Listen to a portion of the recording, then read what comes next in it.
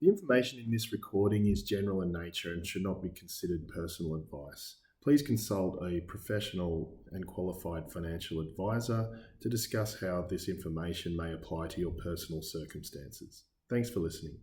Hi, it's Dane here from Life First Advice. And one of the hardest financial challenges for parents isn't how much they leave their kids, it's how to be fair when their kids' lives look very different.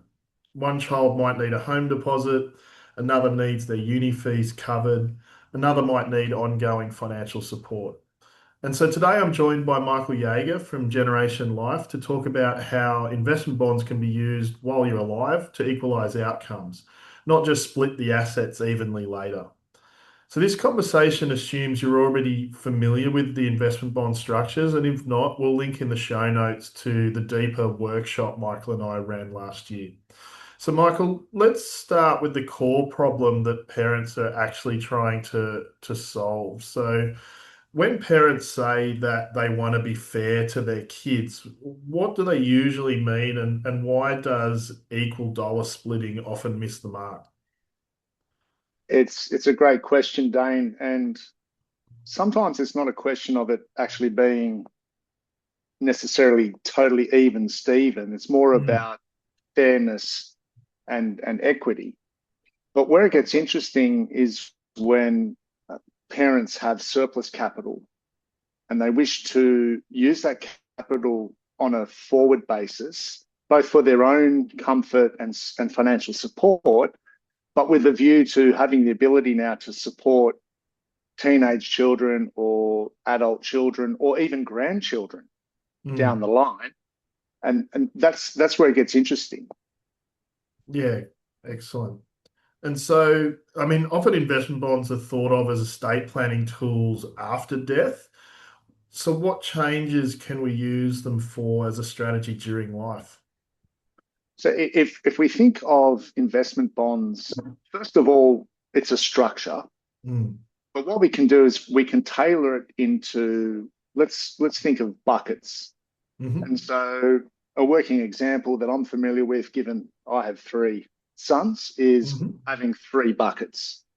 Gotcha. And so let's say you've got $3, rather than investing the $3 in some fashion, you're better off investing $1 in three different buckets. It might be the same investment underneath, Mm. or now gives you the opportunity to tailor those three buckets Let's drill to, in and let's drill yeah, into that with a kind of real life example. So, sure. let's say one child needs a home deposit in the coming years. Another child's got uni fees that they're going to want covered coming up.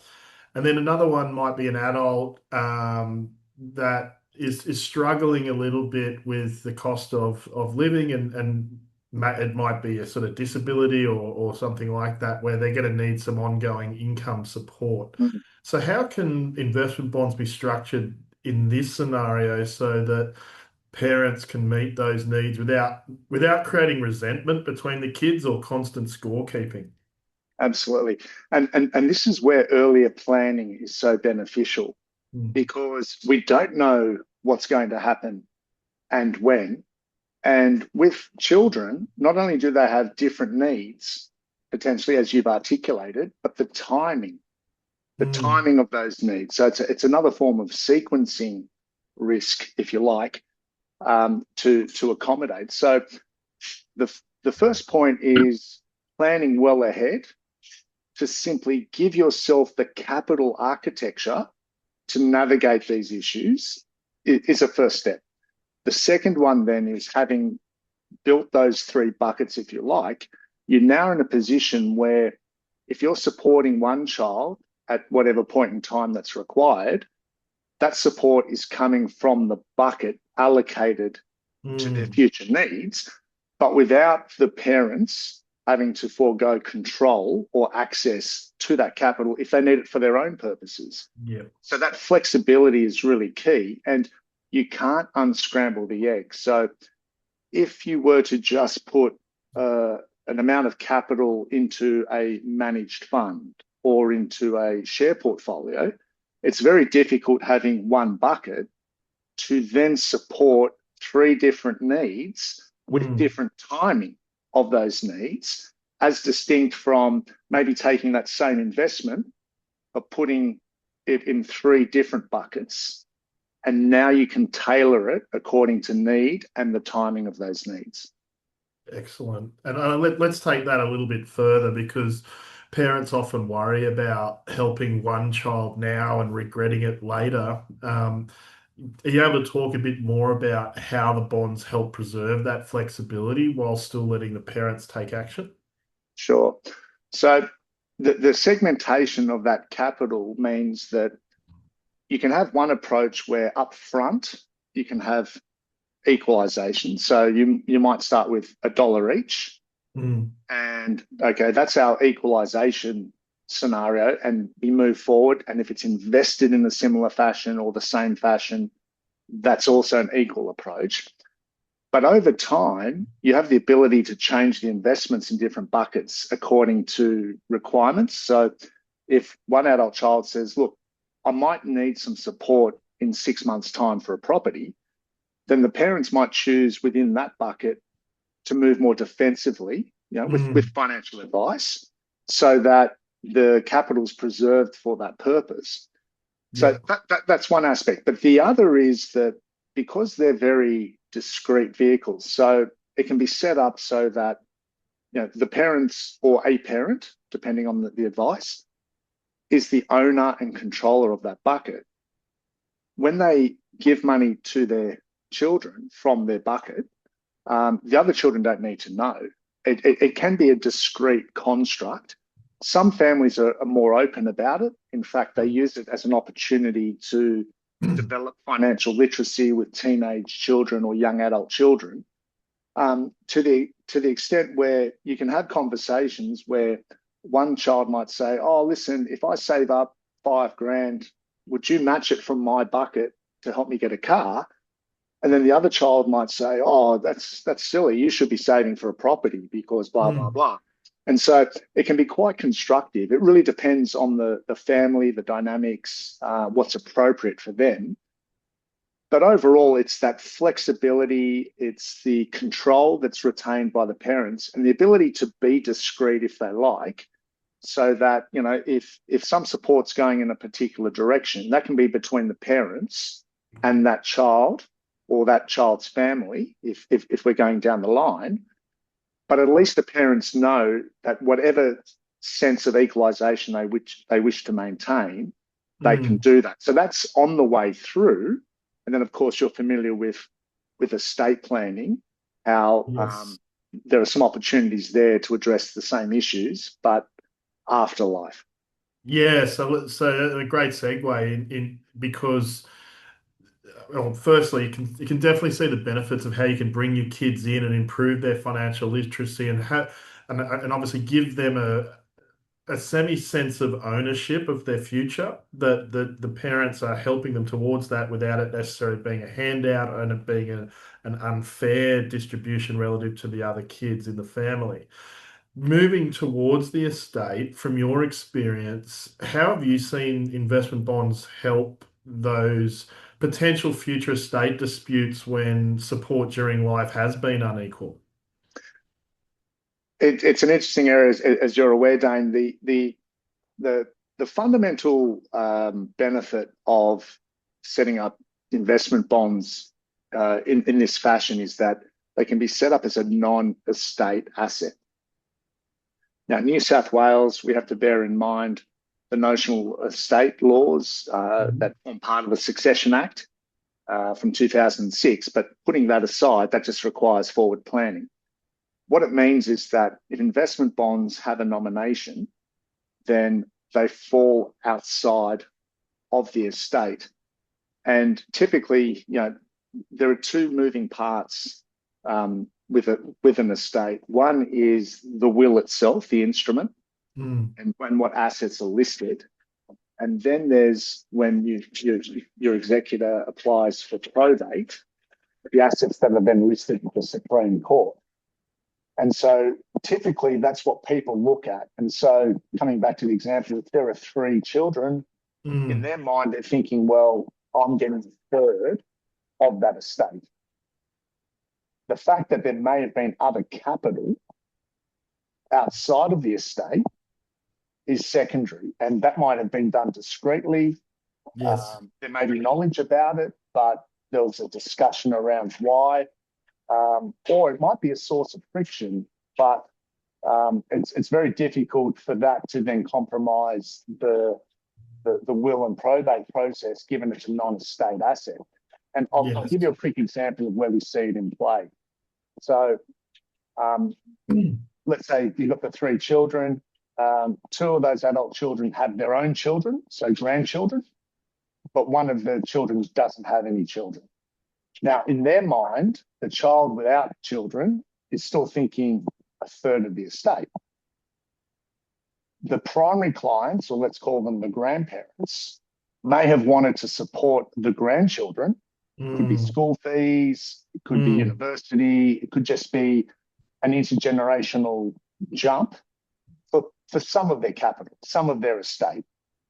Now, rather than create the friction around that, that can be done discreetly through structures like investment bonds, such that when that time comes and the 3 siblings are reviewing the will or considering the estate, the house, maybe there's some leftover superannuation, whatever the case might be, there's still that sense of a third, a third, a third.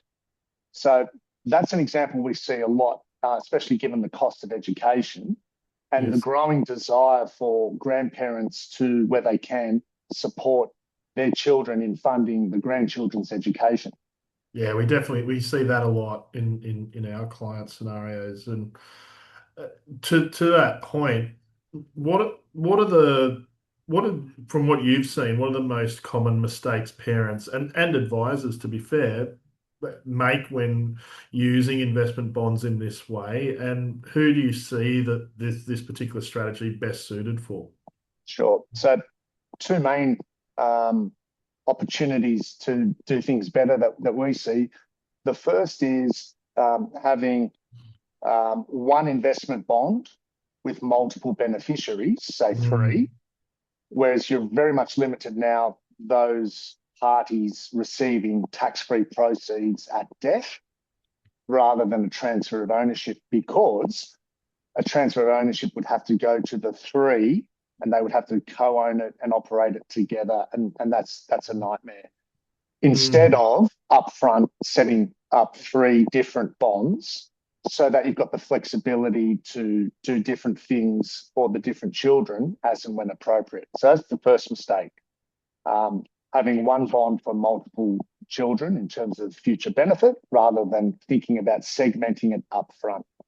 The second one is where trusts are involved and there's capital that goes into a trust, not considering using bonds in the same way, but you have the additional benefit of managing distributable income.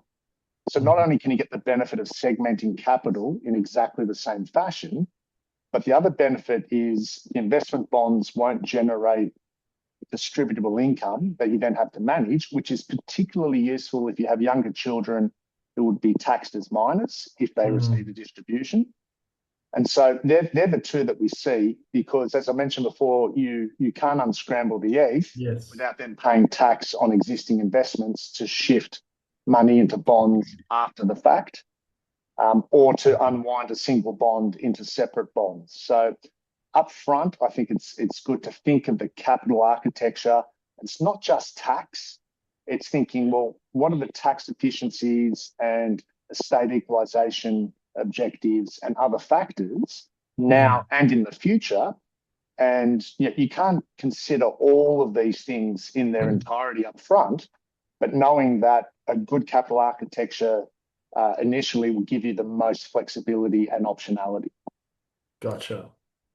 So in closing, if you could give parents one rule of thumb when trying to be fair but not necessarily equal, what would it be? That's a difficult one. We see a lot of examples of where, to an outsider, it might seem like a fair scenario, but to an insider, it might seem extremely unfair. I think one is getting advice first and Mm. foremost. But two, it's the communication where possible. So if you're able to communicate and articulate, and it's not just the financial literacy, it's even having the family around the same table and having a positive, constructive conversation, especially if the advisor and the accountant, depending on the construct, and as appropriate, if they're there. That's easy to say, and that's ideal. When you have existing conflict, it makes it more difficult. So really, Mm. it's understanding what you're trying to achieve, try to anticipate the objections in the future or the potential problems, and then Yeah. giving yourself a roadmap to try to navigate that as much as possible.